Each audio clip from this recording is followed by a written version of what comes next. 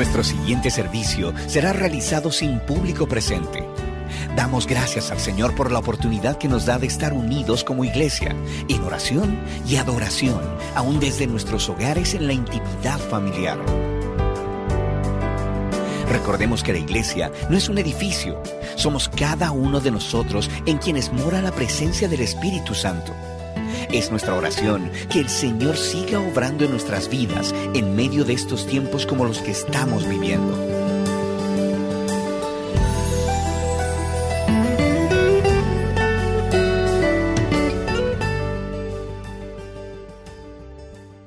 Bueno, saludamos a aquellos que nos están viendo desde sus hogares, desde diferentes naciones. Es realmente un gozo pensar que el pueblo de Dios se extiende hoy en día a lo largo de 5 continentes. Bueno, algunos hablan de 6 continentes, el número que sea, pero que el pueblo de Dios está esparcido. Aquello que comenzó apenas quizás con unos 12 hombres, hoy forma un ejército de cientos de miles y millones de personas, gracias a la obra de nuestro Señor Jesucristo. En el día de hoy nosotros continuamos esta miniserie que iniciamos en el momento en que la pandemia fue anunciada al mundo y le titulamos Volveos a mí. Al principio de ese movimiento que hemos llamado pandemia, que ha afectado prácticamente a todo el mundo y que ha acaparado la atención no solamente de los sistemas de salud, sino también de los medios de comunicación. Es una serie que nos ha permitido reflexionar acerca de pasajes que en su gran mayoría no son los preferidos de la enorme cantidad o mayoría de las personas, ni siquiera de los predicadores. Son pasajes que han estado en el Antiguo Testamento y sin embargo, como decía R.C. Sproul, en ningún otro lugar tú encuentras el carácter de Dios tan ampliamente desplegado como en esta porción de la Escritura. Y por eso yo pienso que cuando nosotros dejamos esa parte de la Escritura afuera, nos estamos perdiendo de historias registradas, dejadas allí por nuestro Dios, que como bien dijo el apóstol Pablo, han quedado ahí para nuestro ejemplo y para nuestra enseñanza. Y por eso yo he querido que pasásemos un tiempo revisando en momentos de calamidad qué dijo Dios, en momentos de dificultad qué hizo el pueblo, en momentos de dificultad qué señaló Dios, cómo respondió el pueblo, qué trajo el profeta de parte de Dios, y eso es precisamente lo que hemos estado haciendo. De manera particular, en las últimas 3 semanas hemos estado caminando por el libro de Malaquías. Y es un libro, dijimos, que tiene un flujo muy particular.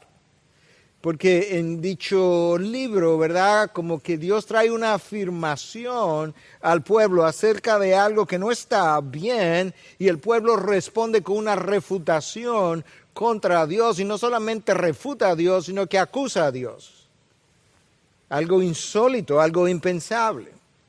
A manera de resumen, en la medida en que nos estamos acercando al final de este libro, yo quiero recordarte que en el capítulo 1 Dios le dice al pueblo, yo te he amado, y el pueblo responde que no entiende de qué manera Dios puede decir eso, porque ellos no han podido ver de qué forma Dios le ha amado. Luego Dios le dice, no has honrado mi nombre, y ellos responden hacia atrás diciendo, bueno, muéstranos de qué manera tú entiendes que hemos menospreciado tu nombre, nosotros nunca hemos hecho tal cosa, y Dios le muestra a través de sus sacrificios deficientes y pecaminosos.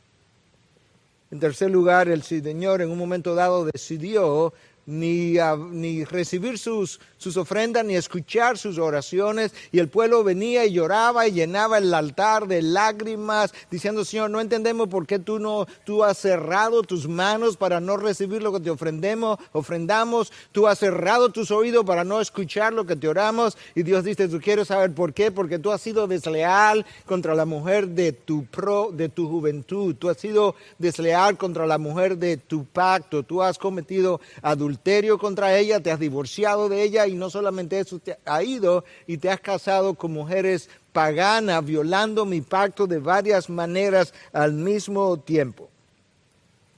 El pueblo se había vuelto insensible a prácticas de pecado y se había rebelado contra Dios, llegando a discutir con Él como si Dios fuera uno como ellos, como si Dios fuera su igual. El texto de hoy se encuentra en Malaquías 3, todo eso era como introducción y resumen al mismo tiempo en Malaquías 3. Sin embargo, yo necesito comenzar a leer desde Malaquías 2:17, porque ese versículo, primero no lo cubrimos en el mensaje anterior, pero ese versículo es el conector directamente entre el mensaje anterior y el que continúa. De hecho, 2:17 debió haber estado en el capítulo 3, y es por eso que yo voy a comenzar a leer allí. Escucha cómo Malaquías, actuando como el interlocutor entre Dios y el pueblo, dice lo siguiente, 2:17, habéis cansado al Señor con vuestras palabras y decís, aquí viene la refutación del pueblo, ¿en qué le hemos cansado? Malaquías responde, por Dios, cuando decís, todo el que hace mal es bueno a los ojos del Señor y en ellos Él se complace. O cuando decís, ¿dónde está el Dios de la justicia? 3:1.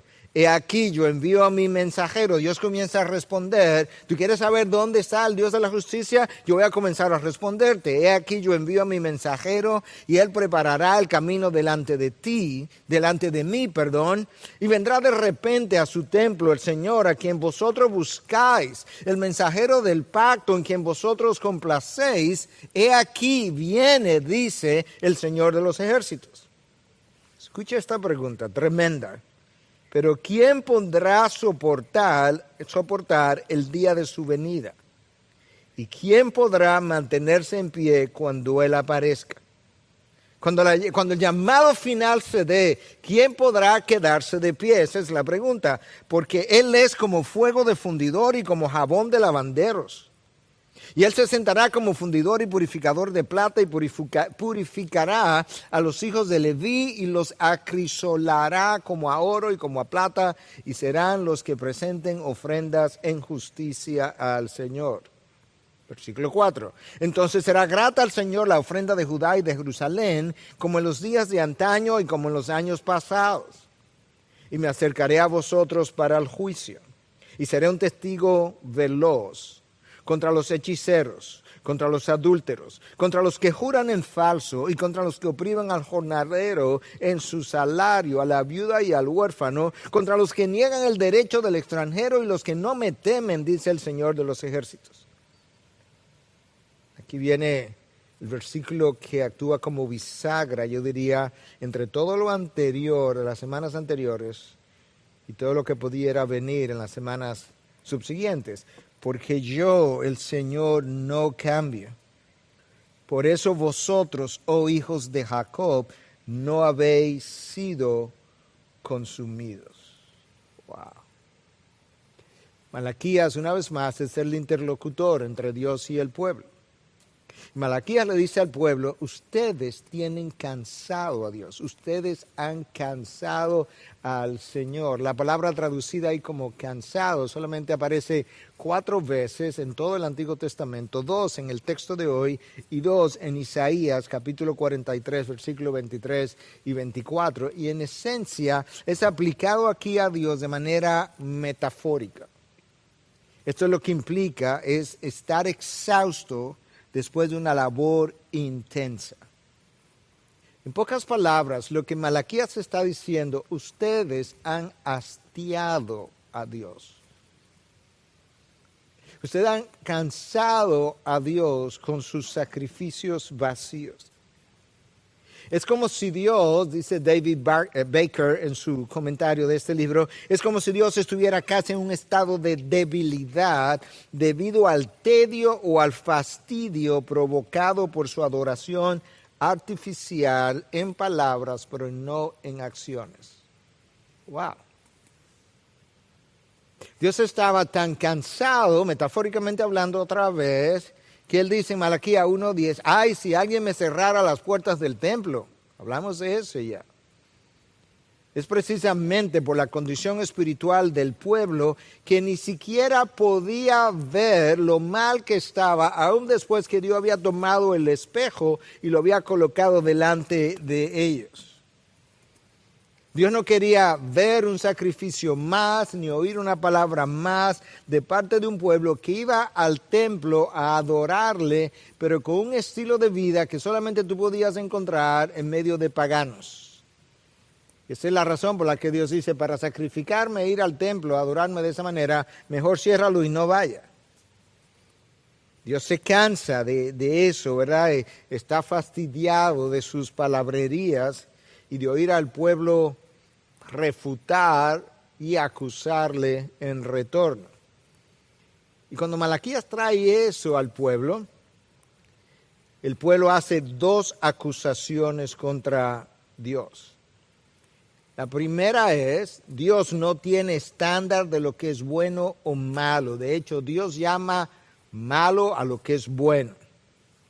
Y número dos, Dios ni siquiera hace justicia.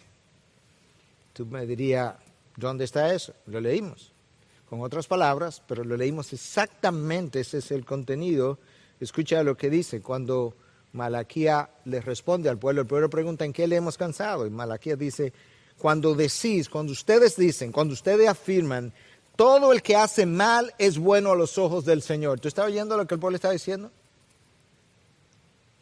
Que el pueblo ha llegado a considerar que Dios considera al que hace lo mal hecho como bueno, y en ellos, dice el pueblo, Dios se complace. O sea, Dios está contento con el malvado. La Nueva Traducción Viviente dice, lo cansaron diciendo que todos los que hacen el mal son buenos a los ojos del Señor y que Él se agrada de ellos. Eso es una acusación extremadamente grave contra el Dios santo y justo del cielo y la tierra. De hecho, esa es la acusación de Dios a través del profeta Isaías en 5:20 contra el pueblo, cuando Dios dice, ay de aquellos que llaman al bien mal y al mal bien, o al mal bien y al bien mal y al mal bien. Ahora el pueblo toma las palabras de Dios en la boca, en los labios de Isaías, y se la trae a Dios y lo acusa y pregunta incluso, ¿dónde está el Dios de justicia? Nosotros ni siquiera lo vemos. Ahora, sabes que en ocasiones yo he estado, en múltiples ocasiones a lo largo de los años, me ha tocado la obligación de tener que confrontar el pecado en alguien. Y con cierta regularidad yo he oído frases similares. Algunas como esta. No veo de qué tú me estás hablando. Porque yo veo a mucha gente que ha hecho lo mismo de lo que tú me estás diciendo, que ha violado la ley de Dios y le está yendo muy bien. Gente me está diciendo, yo no sé qué es lo gravoso de lo que tú me estás señalando, porque yo veo alrededor y yo veo a gente que ha hecho exactamente la misma cosa, ha violado la ley de Dios, y tú sabes qué, bien le está yendo. Dios le está bendiciendo. Eso es muy parecido, con palabra distinta, a lo que el pueblo le ha dicho a Dios a través de Malaquías.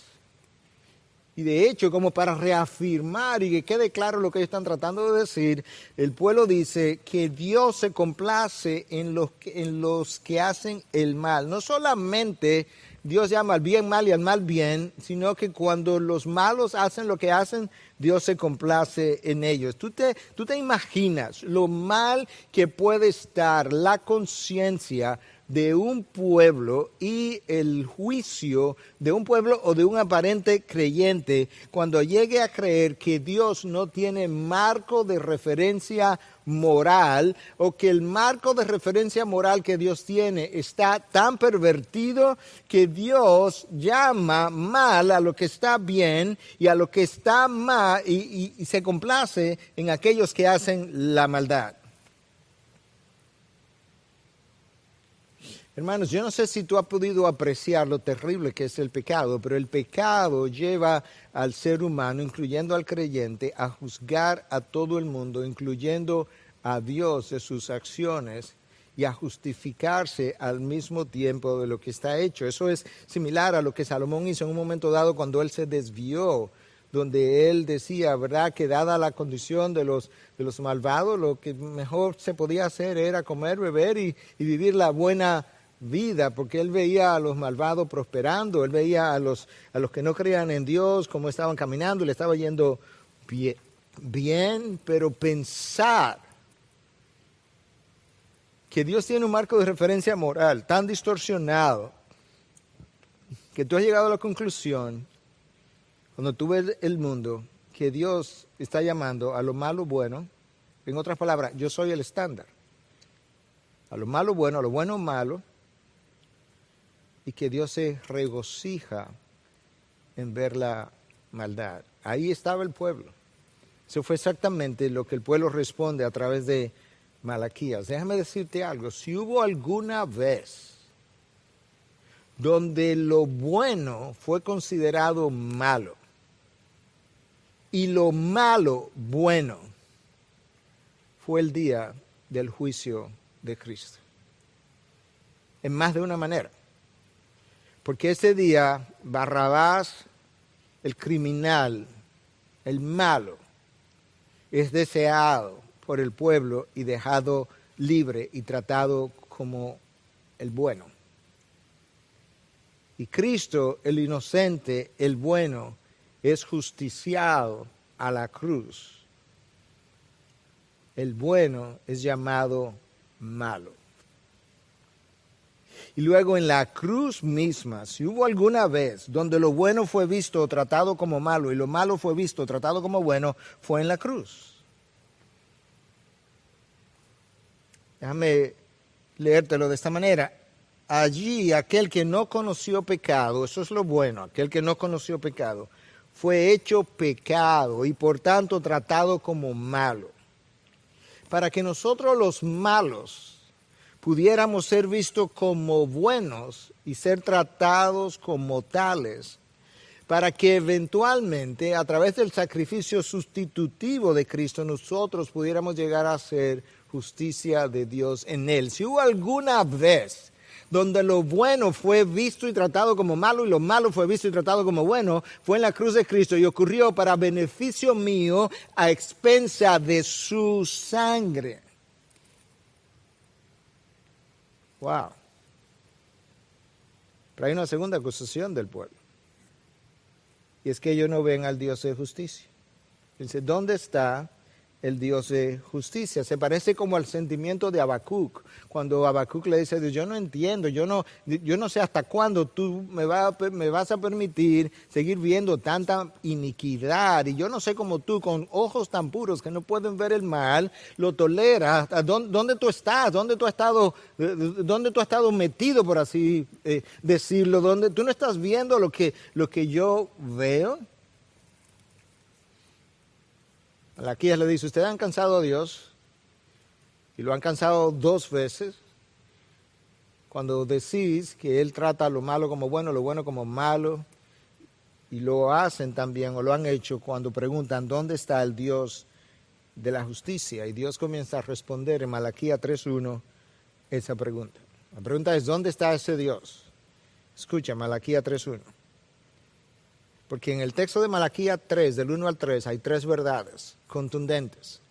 La primera aparece en el versículo 1. He aquí yo envío a mi mensajero, y él preparará el camino delante de mí, y vendrá de repente a su templo el Señor a quien vosotros buscáis.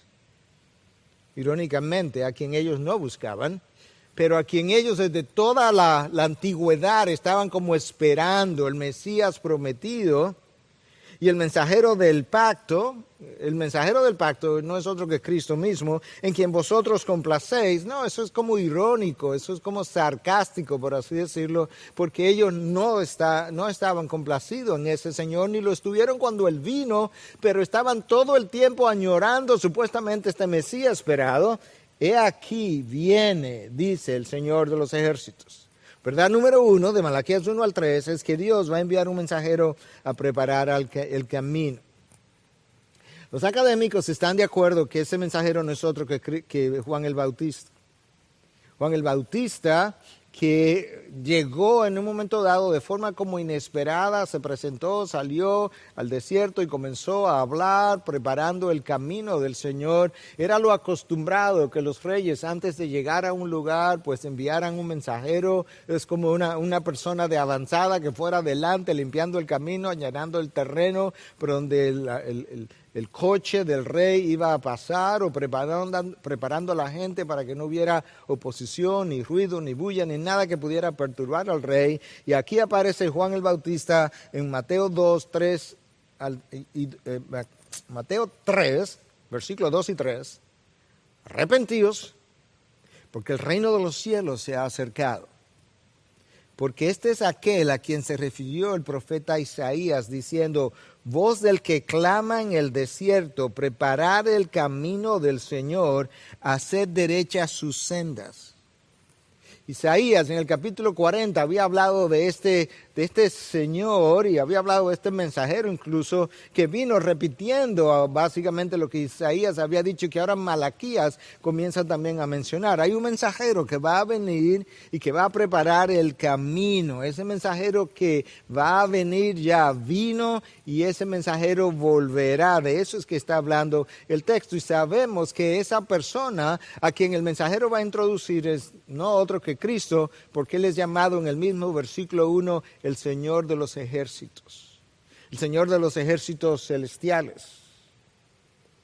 La llegada del Mesías, el Mesías va a venir al templo, dice el texto del versículo 1, y esa llegada del Mesías al templo ha sido visto de dos maneras. La primera es que el Mesías en un momento dado se apareció en el templo en los días finales de su tiempo aquí en la tierra. En la última semana hizo una limpieza de ese templo y echó a los cambistas del templo, tumbó sus mesas, y eso era como simbólico del juicio que habría de venir y de la necesidad que había de limpiar el verdadero templo, que en ese caso no era otro que Él mismo. En el caso nuestro somos nosotros, el templo del Espíritu.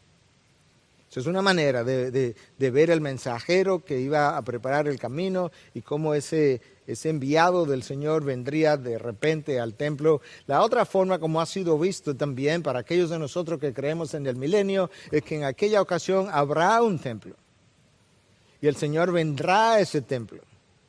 Y de hecho los judíos que todavía se esperan por el Señor Jesucristo, aunque ellos no le llaman de esa manera, sino por el Mesías, entienden que conforme a lo que el profeta Ezequiel anuncia, dicho Mesías entrará por la puerta este del templo.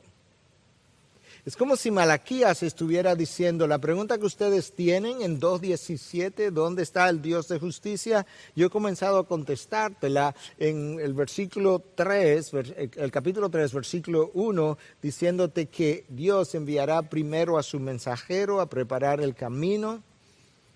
Ese mensajero no es otro que Juan el Bautista, y él estaba introduciendo a alguien que vino pero que ha de volver. Esa es la segunda verdad que los versículos del 1 al 3 contienen, que ese Mesías vino, pero habrá de volver. Ahora escucha lo que dice cuando Él vuelva. Versículo 2. ¿Quién podrá soportar el día de su venida? ¿Y quién podrá mantenerse en pie cuando Él aparezca? Cuando el Señor vuelva y juzgue a todo el mundo conforme a su estándar de perfección, y comience a juzgar no solamente las acciones de los hombres, sino las intenciones y las motivaciones de los corazones, no hay nadie que pudiera soportar su juicio. El problema con Dios como juez es que Él no solamente juzga los pecados públicos como nosotros juzgamos, sino que Dios juzga los pecados privados. déjame decirte algo más. El problema de Dios como juez no es solamente que Él juzga los pecados privados como aquellos que quizás se cometen en una habitación en un día donde nadie vio. El problema con Dios es que Él juzga los pecados que son tan privados que son exclusivos de la mente, de los pensamientos que violan su ley, de los deseos del corazón que solamente tú conoces, pero que Él discierne perfectamente bien. Bajo ese criterio, no hay nadie que pueda soportar el juicio de Dios. No hay nadie que pudiera pararse en esa corte celestial sin quedar convicto de pecado. Absolutamente nadie. Por eso es que Malaquías hace la pregunta, porque ustedes están cuestionando al Dios que va a juzgarlo. Y cuando ese Dios comience a pasar juicio, no solamente va a juzgar el sacrificio externo que ustedes han estado ofreciendo, que ha sido altamente defectuoso, como ya hablamos en las semanas anteriores, sino que Él va a juzgar las razones, motivaciones, intenciones por las cuales ustedes se atrevieron a ofrecer sacrificio de tal naturaleza, pensando todo el tiempo que Dios se lo recibiría. Hermanos, tú puedes pensar en los 10 mandamientos.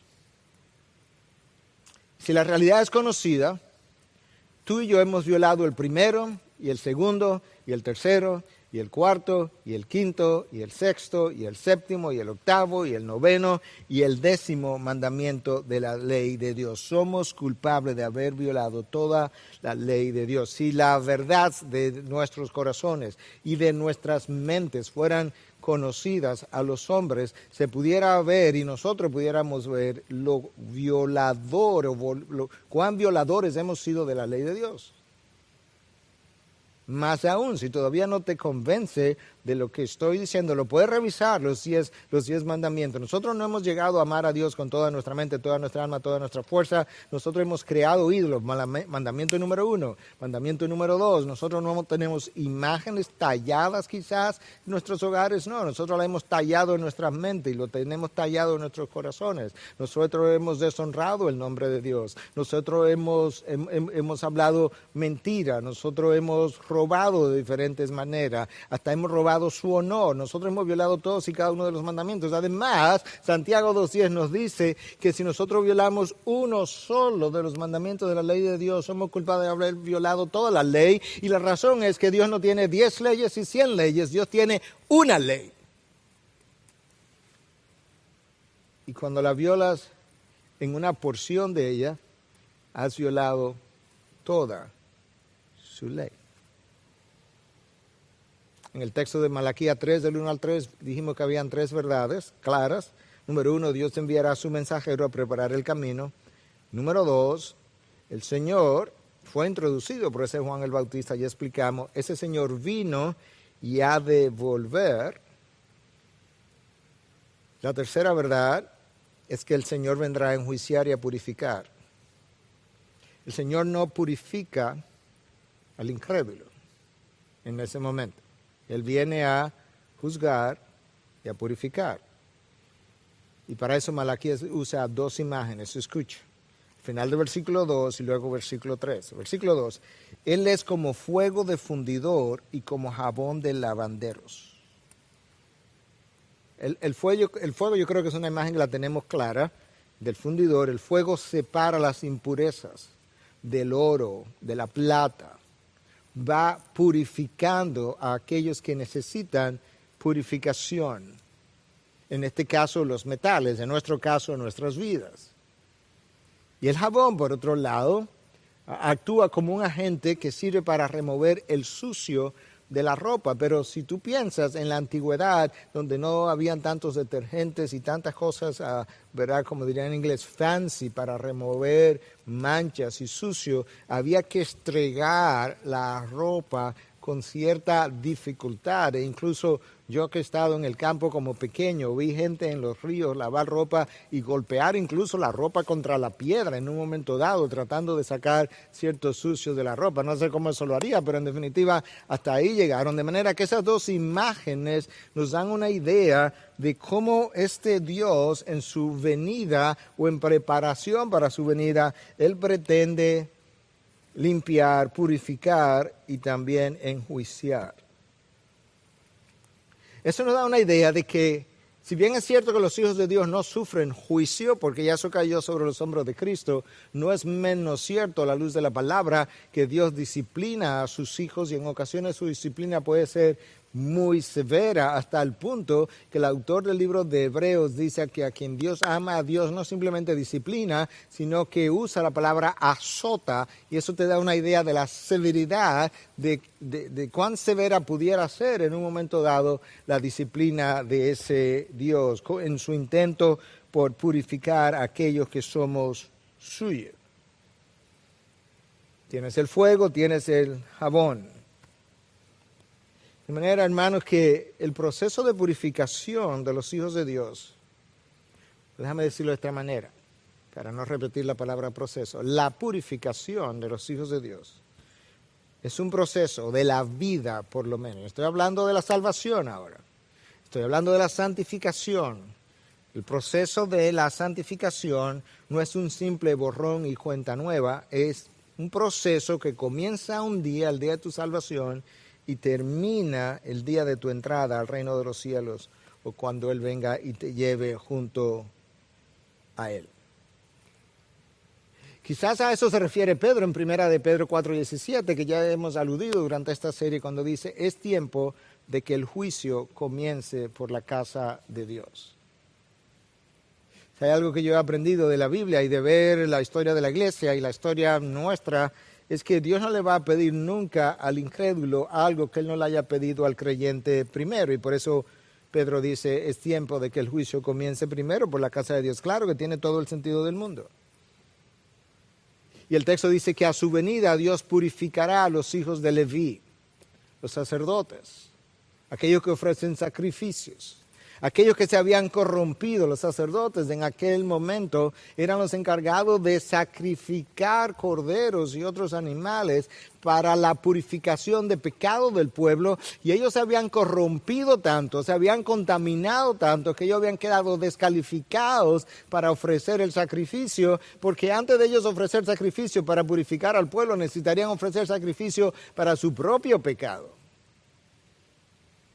Es como si nosotros los pastores de hoy no hubiésemos contaminado tanto que hubiésemos quedado descalificados no solamente para predicar la palabra, pero que hubiésemos quedado descalificados para incluso orar e interceder por el pueblo para que Dios tenga misericordia, compasión, gracia para con su pueblo. De ahí la pregunta de Malaquías 3:2. Pero ¿quién podrá soportar el día de su venida? ¿Y quién podrá mantenerse en pie cuando Él aparezca? Nadie puede resistir la justicia de Dios. Ahora, cuando Él regrese, cuando Él venga, nosotros quedaremos en pie, es cierto. Pero es por una sola razón, y es porque el peso de la justicia de Dios y el fuego de su ira ya pasó por la persona de Cristo. Y cuando pasó por la persona de Cristo, el Hijo de Dios casi fue consumido. Cuando Él dice en un momento dado, Dios mío, ¿por qué me has abandonado? El Hijo está agonizando, por así decirlo, emocionalmente y espiritualmente hablando. Él no puede entender cómo es que el Padre, con quien Él ha estado por toda la eternidad, de repente le ha permitido sentir este vacío, este aislamiento, este estado de soledad, que casi no pudo resistir el paso de su ira. Imagínate nosotros. Cristo gracias por beber de una copa que yo no podía beber. Jesús le preguntó a Pedro, ¿acaso puedes tú ser bautizado o beber de la copa? Cristo habló de un bautismo que él tenía que atravesar, refiriéndose a la muerte. Lucas 12, versículo 50. ¿Sabe lo que él dijo? Déjame decirte, es una frase básicamente, cuando Cristo pensaba antes de, no la última noche, no la última semana, durante su ministerio, cuando él pensaba en ese bautismo que él tenía que atravesar, escucha lo que él dice en Lucas 12, 50. Y cómo me angustio hasta que se cumpla. Wow.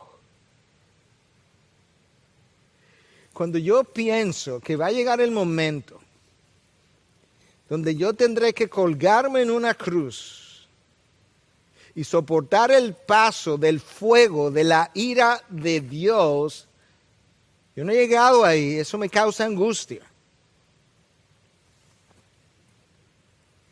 Por eso es que Malaquías está haciendo la pregunta en 3:2, ¿quién podrá soportar cuando llegue dicho día? Ni el Hijo de Dios escapó el juicio de Dios cuando el unigénito decidió tomar mi lugar. Ni él lo escapó. Y la realidad, hermano, es que tú y yo necesitamos alguien que ese día pueda representarnos si nosotros hemos de permanecer de pie. En el interín, Dios purifica a su iglesia. En el interín, Dios purifica nuestras vidas. En el interín, Dios sabe que nosotros somos esclavos y prisioneros de aquello que nos domina, que no es otra cosa que el pecado.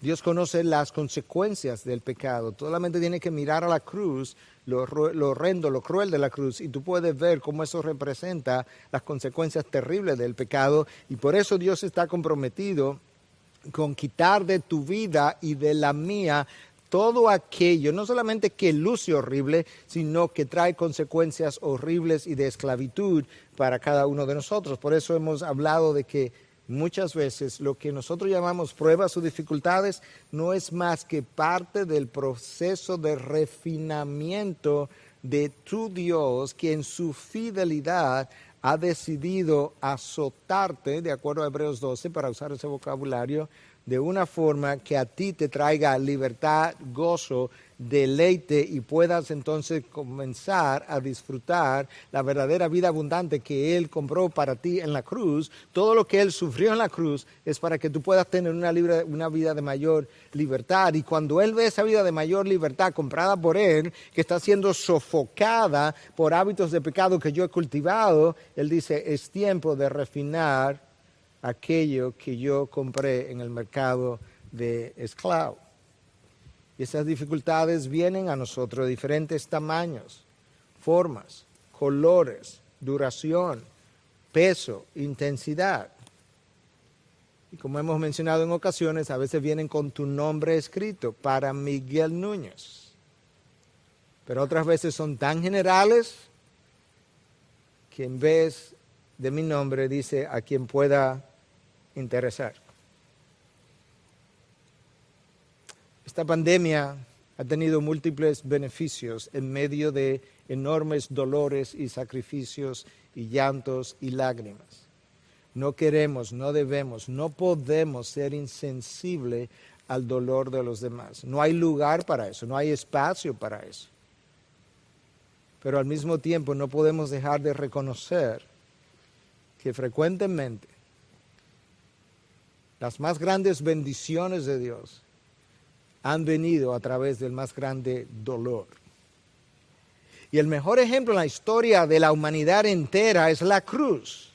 La mayor de las bendiciones que el hombre haya podido tener, disfrutar, que pudiera incluso imaginar, vino a través del mayor dolor que tú pudieras también imaginarte en un momento dado. La crucifixión, la muerte cruel, vergonzosa, desnuda del Hijo de Dios. Ahora escucha a Dios hablando a través de su interlocutor, versículo 5 de Malaquías 3.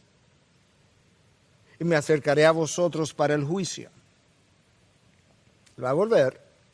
La primera vez él vino para salvación, pero va a regresar. Ese mensajero, Juan el Bautista, que vino una vez a introducir el Mesías, ese Mesías ha de regresar. Y muchos de nosotros creemos que él también tendrá un mensajero, una especie de Elías, del cual hablaremos en el próximo mensaje. Entonces dice, y me acercaré a vosotros para el juicio y seré un testigo veloz. ¿Contra quién? ¿Contra quién es que tú vas a testificar?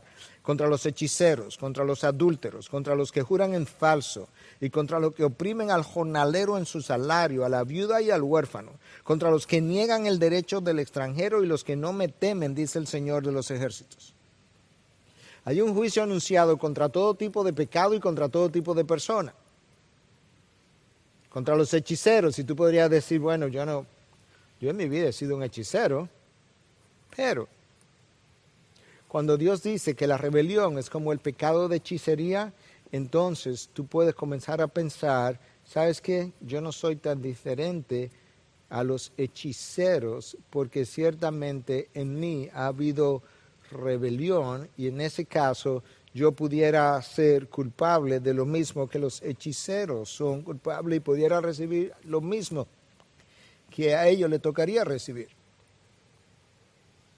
Segundo pecado, aquí hay 7 pecados denunciados, creo que son 7 contra los adúlteros. Tú podrías decir, bueno, yo no soy culpable de ese pecado. ¿O no? Piensa por un momento. Déjame comenzar del mayor al menor. ¿No has estado nunca en una habitación con alguien que no te era lícito? No, pastor, nunca he estado ahí.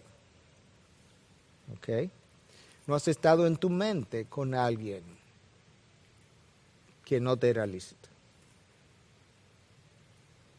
¿No has estado en tu computadora con alguien que nunca debiste haber estado, o en una televisión, o en FaceTime, o a través de los medios de comunicación tan usados hoy en día? ¿Nunca has estado? ¿Nunca te ha tocado? ¿Nunca has ido a la ocasión? Yo te decía que el problema con Dios como juez es que Él no solamente juzga las acciones públicas, sino que Él también juzga las acciones privadas, y no solamente las acciones privadas que ocurren en una habitación, en mi estudio, frente a una computadora quizás, o con alguien más, sino también los pecados privados de mi mente, de mi corazón, aquellos que solo yo conozco y que a veces ni yo mismo lo conozco en su totalidad. Contra los que juran en falso. Tú pudieras decir, bueno, yo nunca he hecho un juramento. Puede ser. Pero el problema aquí no es el juramento, es la falsedad. ¿Nunca tú has hablado mentira? Peor aún, ¿nunca has hablado mentira para ocultar tu pecado? Pecas y luego hablas mentira para ocultar la primera transgresión de la ley de Dios. Contra los que oprimen al jornalero en su salario, a la viuda y al huérfano. Pastor, nunca he oprimido a una viuda, nunca he oprimido a un huérfano. ¿Nunca has tratado de oprimir al jornalero? ¿Nunca has tratado de conseguir algo mucho más barato de alguien que tiene mucho menos que tú? ¿Nunca has tratado de comprar una fruta, algo de lo que te venden en la calle, pidiendo 10 pesos, 20 pesos de rebaja a alguien que quizás ni siquiera desayunó en la mañana? ¿Nunca ha tratado de hacer eso? Porque el espíritu detrás de esas acciones es exactamente el espíritu detrás de la opresión del jornalero, porque te has quedado con parte de su salario. Contra los que niegan el derecho al extranjero, bueno, en esa ocasión, al igual que en nuestra ocasión, hay extranjeros alrededor nuestro. Y Dios había dispuesto que el año en que no ibas a cultivar la tierra iba a quedar ahí dispuesta para todo el mundo, para que el extranjero pudiera, y el que no tenía medios, pudiera favorecerse de ella. Pero más aún, que aquellas plantas que estaban como a orilla de la verja de tu finca, que no recogiera las frutas de ahí, para que el que estaba afuera el extranjero y el que no tenía pudiera pasar y favorecerse de ella, que tú pudieras bendecirlo de esa manera. Bueno, hoy en día quizás la aplicación sería cuando tenemos extranjeros alrededor nuestro, cuando tenemos a los haitianos, cuando tenemos a los venezolanos, cuando tenemos a los colombianos, a los de Perú, a los de Ecuador, a los norteamericanos, cualquiera que esté alrededor de nosotros. ¿No debiéramos tener una sensibilidad especial hacia ellos que están lejos de su tierra y de su parentela y ser nosotros como su familia? Finalmente el texto dice que Dios va a juzgar a aquellos que no temen al Señor de los ejércitos. Y tú dirías, bueno, pero claro, yo le tengo temor a la disciplina de Dios, pero déjame decirte algo, o decirnos algo para incluir. Cuando tú y yo hemos pecado con conocimiento de causa, durante ese tiempo no hemos tenido temor del Señor. En la palabra de Dios, el temor del Señor no se limita a esa reverencia que debiéramos tener a Él, que definitivamente está incluida, pero también está incluido el hecho de que yo debo tener cierto temor justamente a la disciplina, a la ira de Dios o aún a la disciplina de Dios que puede ser severa. Por eso es que Pablo dice, cuando escribe a los Corintios en su segunda carta en 5:10, conociendo el temor del Señor, ¿qué cosa? Persuadimos a los hombres, conociendo el peso de la justicia, el fuego de su ira, persuadimos a los hombres de su necesidad de salvación, de la necesidad que ellos tienen de tener sus pecados perdonados en Cristo Jesús, porque de lo contrario, ¿quién podrá pararse el día de su juicio y quedarse en pie el día que el Señor venga a terminar de purificar y de enjuiciar las acciones de los hombres? El juicio del Señor es contra todo tipo de pecados. Hice una lista ahí de 6 o 7 que simplemente representan ilustraciones. Pero también es contra todo tipo de personas. Contra el rico y contra el pobre. Contra el nacional y el extranjero. Contra el judío y el gentil. Contra hombres y mujeres. Contra jóvenes y personas avanzadas de edad. Contra hombres reconocidos y personas sin ninguna influencia, contra gente de poder y gente completamente desconocida para los demás. Nadie escapa a su escrutinio, como tampoco escapa ninguna violación de su ley. Wow. Malas noticias. Pero no hay algo de buenas noticias en todo esto. Pastor, tenemos varios sermones donde hemos estado hablando de cosas que declaró Jeremías y fueron malas noticias, y otras que Oseas dijo y fueron malas noticias, y otras que Habacuc dijo y fueron malas noticias. Y otras ahora que Malaquías usted tiene varios sermones diciéndonos a través de Malaquías. Se escucha cuál es la bisagra que comienza a darle vuelta a estas malas noticias. El versículo 6. Porque yo el Señor no cambio. Entonces, ¿nos va a destruir a todos? Por eso vosotros, oh hijos de Jacob, no habéis sido consumidos. Versículo 6, versículo 7, desde los días de vuestros padres os habéis apartado de mis estatutos y no los habéis aguardado. Aquí hay dos sujetos, el Señor y ustedes.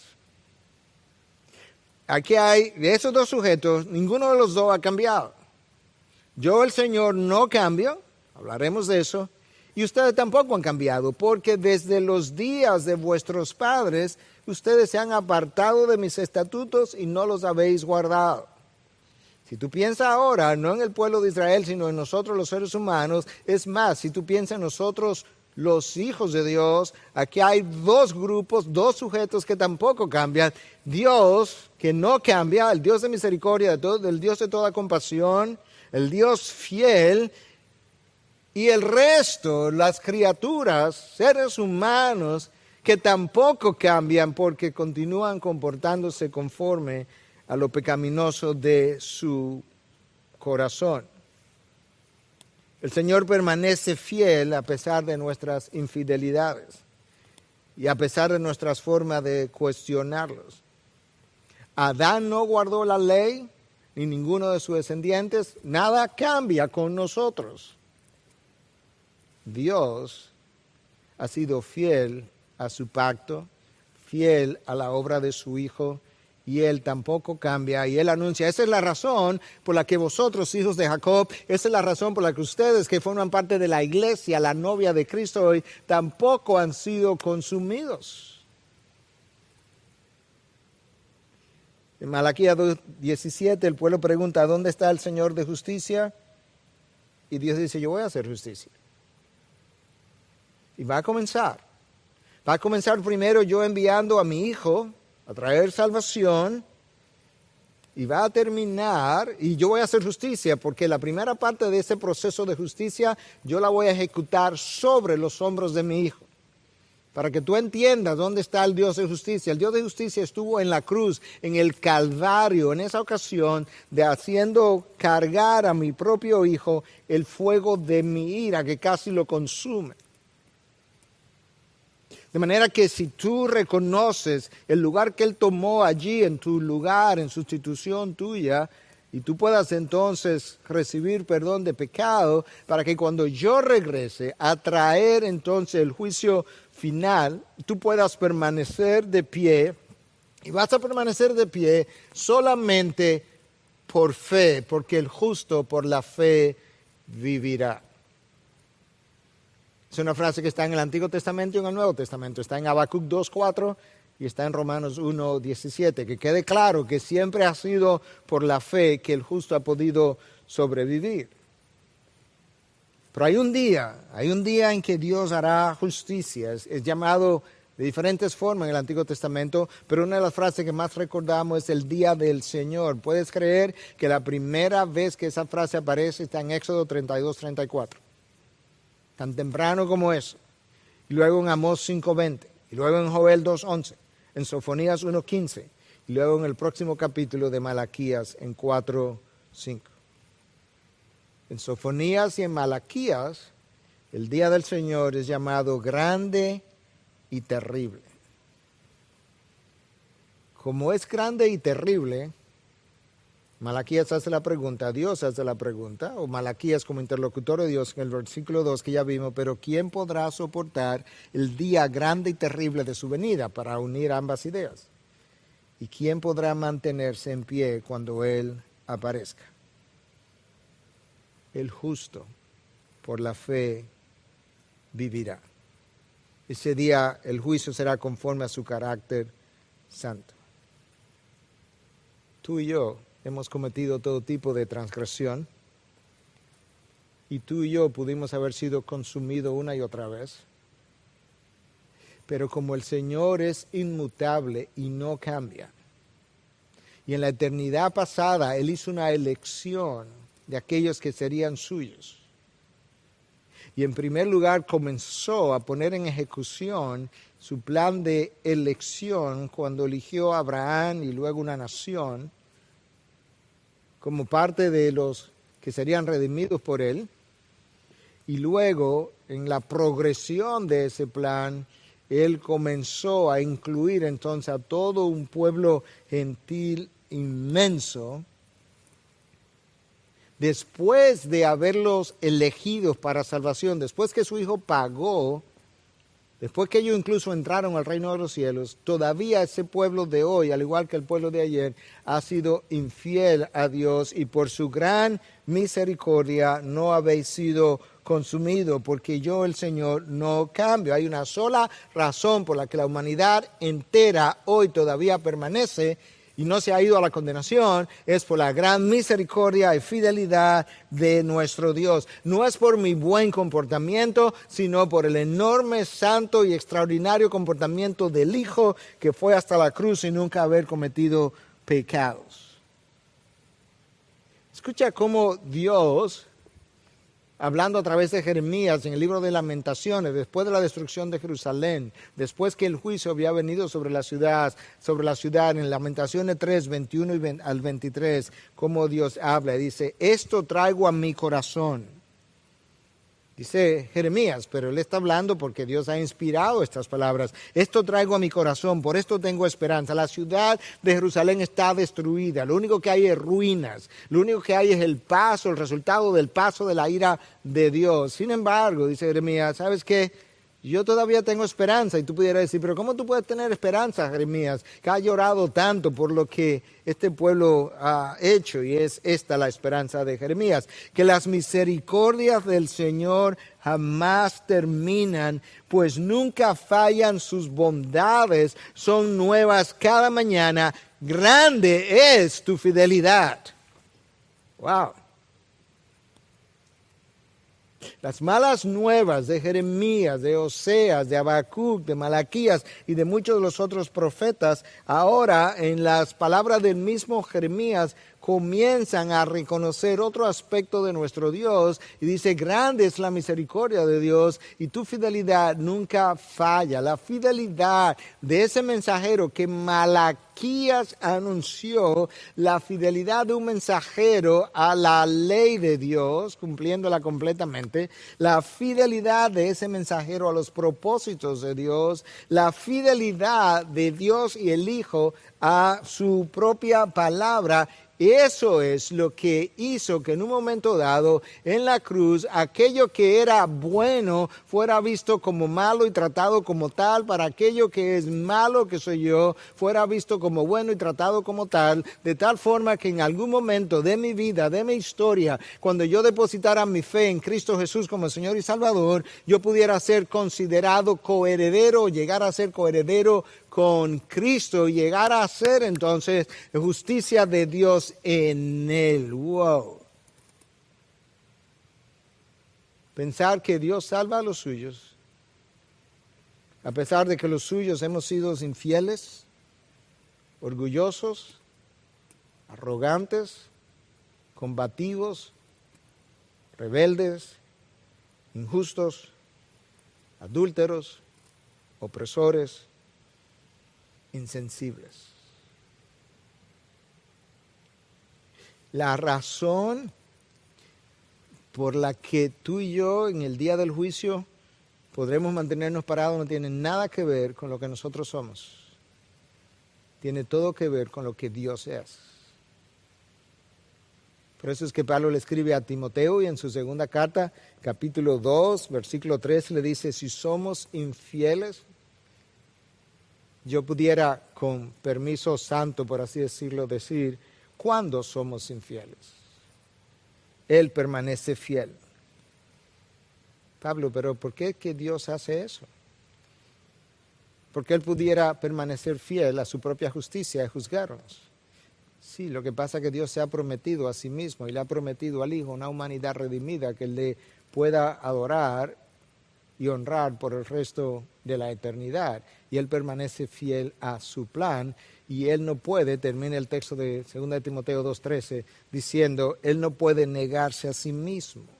Él no puede hacer una promesa a su Hijo de una ofrenda de amor, de una humanidad redimida y luego echarse para atrás cuando esa humanidad, redimida o no, ha sido infiel a Él. Hermanos, esa realidad debiera ayudarnos a ti y a mí a aquilatar no solamente la cruz, sino lo que Dios nos ha entregado en Cristo Jesús. La cruz debiera servir para varias cosas, pero la primera cosa que la cruz necesita hacer es reflejar lo horripilante de tu pecado y el mío. ¿Tú quieres saber cuán horripilante fue o es tu pecado y el mío?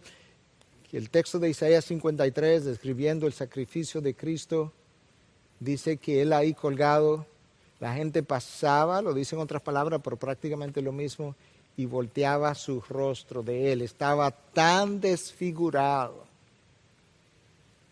estaba tan horriblemente colgado allí, que la gente tenía que voltear el rostro para no verlo. ¿Tú quieres saber algo? Si la verdad de tu corazón y de tu mente y tus pensamientos y los míos fueran conocidos, mucha gente volteara el rostro de nosotros para no vernos. Sobre todo cuando nos ve con brazos levantados, adorando a Dios, mientras ha podido ver en el interior de esa mente, la noche anterior, momentos anteriores o durante, cosas de nuestro interior que pudieran ser horripilantes. Y eso es lo que el Cristo desfigurado en la cruz representa, el horror de tu pecado y el mío.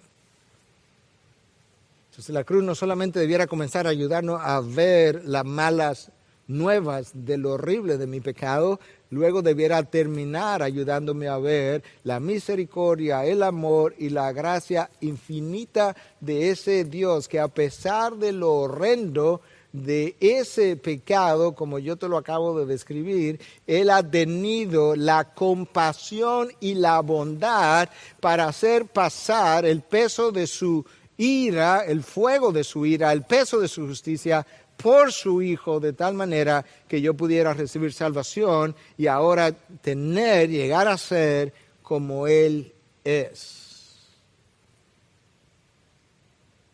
Cristo sufrió lo indecible para que yo disfrutara de lo inimaginable. Nota el intercambio. Él sufrió lo indecible para que yo pudiera disfrutar de lo inimaginable. Cuando Cristo descendió, Él descendió como a lo que pudiera ser descrito como el infierno para que yo pudiera ascender hasta la gloria. Él cambió mi pecado por su santidad.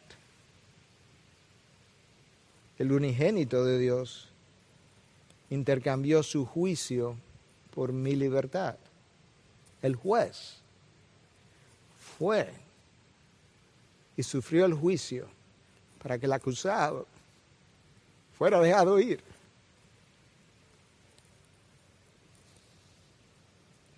Barrabás, puedes irte. Yo soy Barrabás. Yo me crucifico por ti.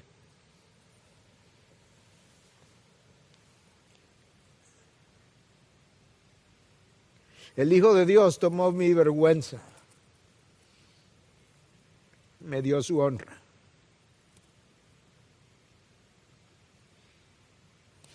¿Puedes creer que en la cruz el más hermoso de los hijos de los hombres fue convertido en lo más odioso de entre nosotros?